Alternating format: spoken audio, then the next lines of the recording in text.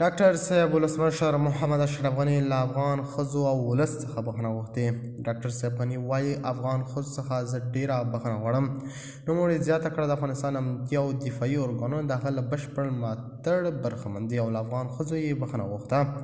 د خرابات ټي وي چینل درنو لیدونکو سلام، ستړي مه شئ، وخت مو بخیر. هیله لرم چې جوړ او روغ به یې. په سر کې یادونه کوم که خرابات ټي وي چینل مو نه وي سبسکرایب کړئ، په درنښت سره خرابات ټي وي چینل سبسکرایب کړئ. افغان ولسمشر د هغو څرګندونو له امله بخښنه غوښتې چې د حکومت مخالفانو ته یې د ادعا نه ثابتولو په صورت کې د ټیکري په سرول خبره کړې وه. د ولسمشرۍ ماڼۍ په خبرپاڼه کې ویل شوي د ښاغلي غني څرګندونې د یو شمېر کسانو لخوا ناسمې تعبیر شوي او هغوی هڅه کوي د خلکو ذهنونه ګډوډ کړي.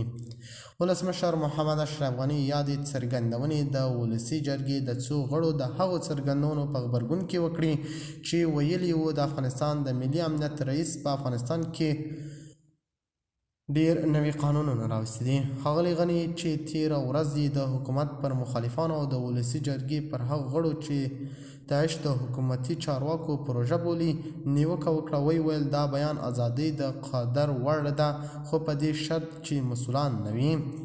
هر څوک چې ادعا کوي د هېواد یو لوړپوړی، منځپوړی یا ټیټپوړی غړی له داعش سره لاس لري، جرأت دې وکړي محکمې ته دې راشي او خپله ادعا دې ثابته کړي، که نه نو ټیکری دې په سر کړي.